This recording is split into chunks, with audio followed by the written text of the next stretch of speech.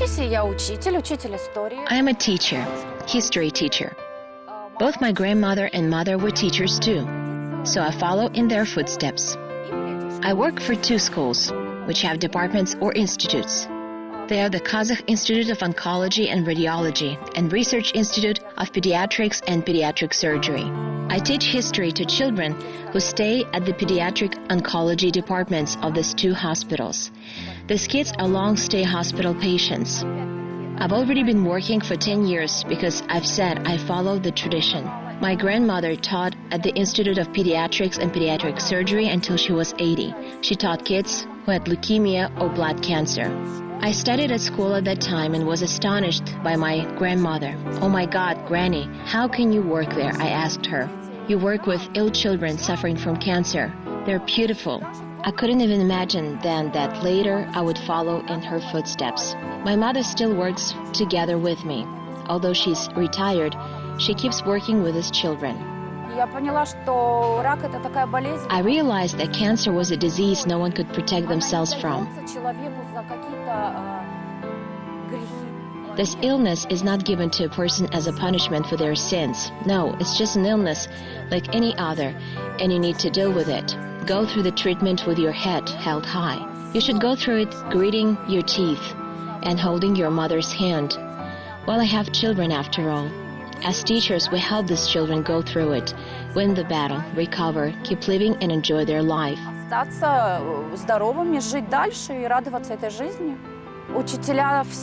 All the teachers do their best to bring something new. They work on the specific teaching methods suitable for these children because they're not ordinary kids studying at ordinary schools. They are severely ill children suffering from the dangerous disease. Our team of teachers is friendly, devoted, well-coordinated, and very experienced. There are doctors who work with these kids, and besides I have my friends who are eager to come immediately to help the kids and make them happy. Some kids experience enormous difficulties with undergoing treatment because it includes burning, chemotherapy, and radiation therapy, which causes fatigue. In spite of the difficulties, these children are alive. They desire to live and want to study. It's their life. It's the life which was stolen from them. When they recover, they'll return to their school and see their teachers and dear classmates again. They will be good pupils because we, hospital teachers, taught them properly. Благодаря тому, что в больнице они получали знания от нас, от учителей. Я стараюсь подбирать какие-то интересные факты. I tried to find some interesting facts for them, tell them about ancient cities, which were in previous times, and about pirates. I choose topics that can inspire a child to live, assure that future exists for these kids, and it's unavoidable. History depends on tomorrow too. Past couldn't exist without future. We can regard the kids in the same way. Their present is vague, evil and painful, but their future is promising. It will be sunny and full of life. I can't give a kid a C or D because it will disappoint them. If I see that they can get only a C for their answer, I say, okay, it's a B-. Well, let's try to work on it again tomorrow. So I deal with grades this way. Давай завтра еще раз эту тему пройдем, да, как бы?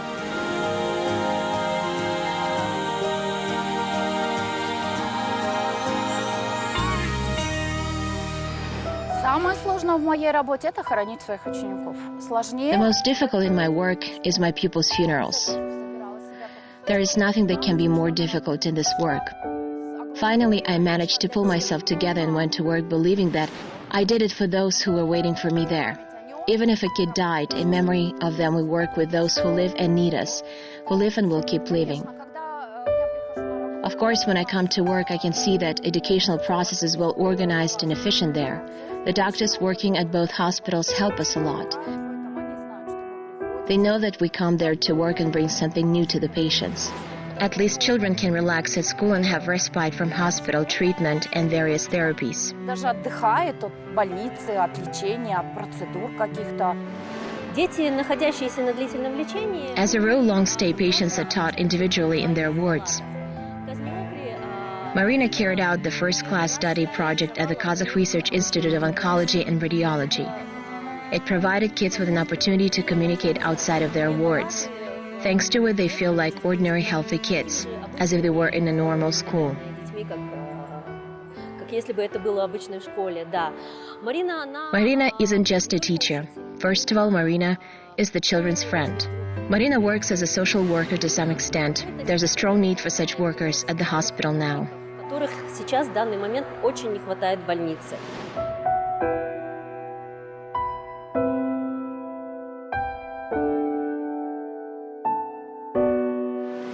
Это мои дети. They're my children. I love them so much and I can't live without them. I guess they can't live without me either.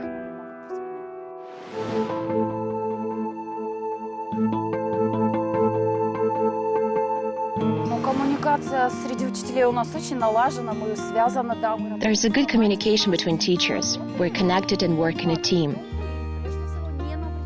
Work for kids' sake is our motto. Our main aim is not to harm kids' health. When a child is being discharged from hospital, doctors tell me about it and ask to prepare a report for school. After this, we know that the kid is discharged for good. I always bid them farewell in this case. We don't say goodbye to them because goodbye means see you, we will meet again. So I tell them farewell. Leave for good so that I could never meet you again. If I unexpectedly see you here again, it'll mean you've come to have a checkup, which will assure that you've recovered from cancer, and after that, you'll go home. However, I don't want to be a teacher any longer. Leave. Горе хранить своих детей, горше горя я не видела и такого горя не существует. Burying your children is grief. Но матери у меня подруги, мы общаемся, те, которые... There is no grief deeper than this one in the world. I have friends who were mothers but lost their children. We keep in touch, they pull themselves together and keep living. Somehow they manage to keep living. I don't know if I would be able to live like they do. Anyway, they live. They try to do something, be useful. They live for the sake of those who was born after death. The one who was born always looks like the one who had been gone. Maybe they're coming back. Может быть, они возвращаются?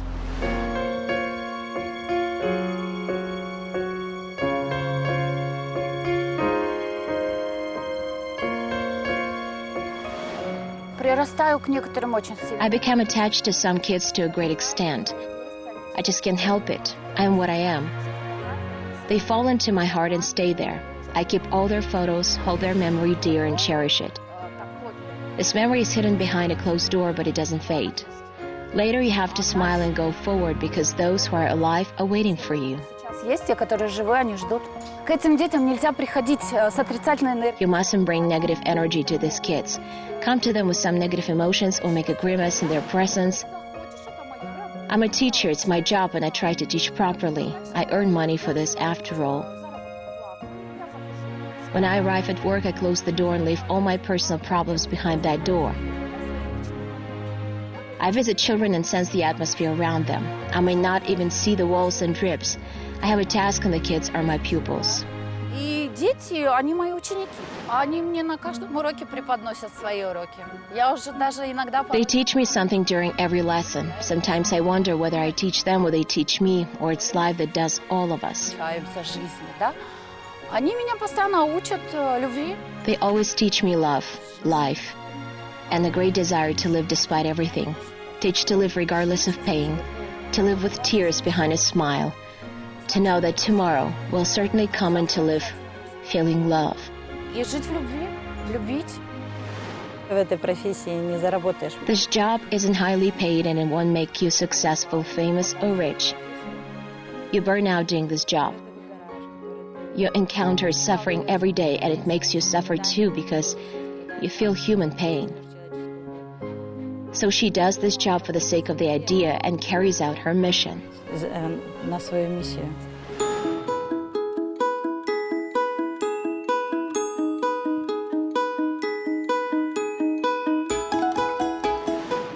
Я просто, когда пришла на работу, да... When I came to work, I gave one lesson, then another, and I realized that I wouldn't be able just to come, teach lessons, and then leave. I've got a different personality, so I need something more. I realized that these kids didn't need piles of presents. The most important thing for them was to help them understand that they weren't alone. They should know that they're receiving treatment and a great number of people may worry about their destiny. It was the reason why I started to ask people to help.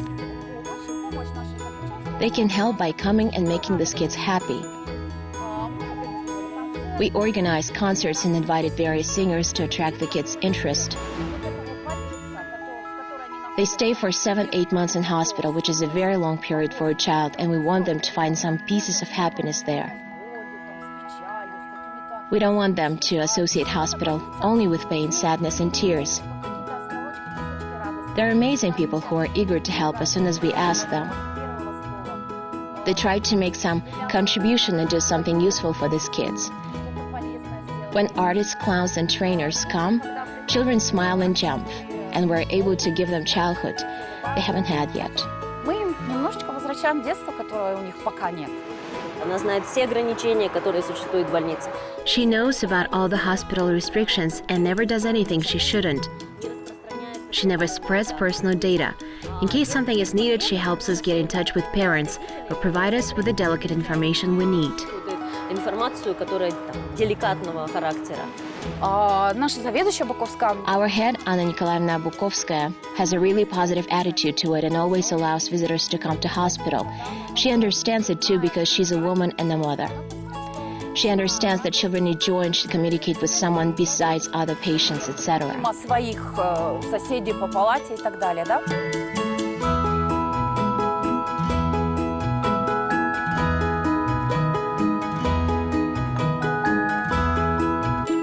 Marina хорошо знает ситуацию в больнице. Marina knows what's happening in hospital and helps us get information. She knows about a child's family, if they have financial or psychological difficulties. Besides financial and psychological support, we can also provide legal one, and Marina gives us information about those who need such support. Вот Марина нам дает информацию, кому такая поддержка нужна. We work with mothers too. There are mothers who are depressed, and we have a team of psychologists who come to help such parents. Any mother feels a great pain when her child is suffering.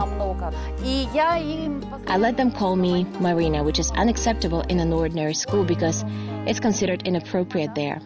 I let them omit my patronymic when addressing me. Of course, I'm a teacher, but being their friend is more important to me. What else do I work for? The most important thing is when a few years later a child texts on SMS or calls me and says, "Marina, it's me. Do you remember me?" I remember everyone. I'm getting married tomorrow. Such news makes me happy and shocked. Are you really getting married? I ask. Wait, I taught you not so long ago. No, 8 years have already passed, he says. He's the child who had sarcoma and whose legs were amputated. He didn't want anything, I think. He's a handsome, healthy guy now, and he's getting married tomorrow. Marina, we're teachers and our mission is to teach kids. So you should go to work and teach kids without concentrating on their diseases or anything else. Treat them like ordinary kids, my grandma always told me. Смотри на них, что они там болеют или еще что-то. Это наши обыкновенные дети. Мне многие дети даже после общения с нами. Some children get a desire to become teachers after communicating with us. Some of them want to come to hospital to provide help. There are some adults who received treatment in our hospital a long time ago in their childhood. They survived cancer, survived this dangerous disease, and then they visit us, and once I witnessed it. I was teaching a lesson to kids when we heard heartbreaking screams in the corridor. I realized that screams expressed deep happiness and weren't screams of pain, because the latter sounded completely different. When I opened the door, I saw a huge man embrace our fragile head. The man was our former patient. Он пришел посмотреть на это все и показать, что вот он есть, я живой.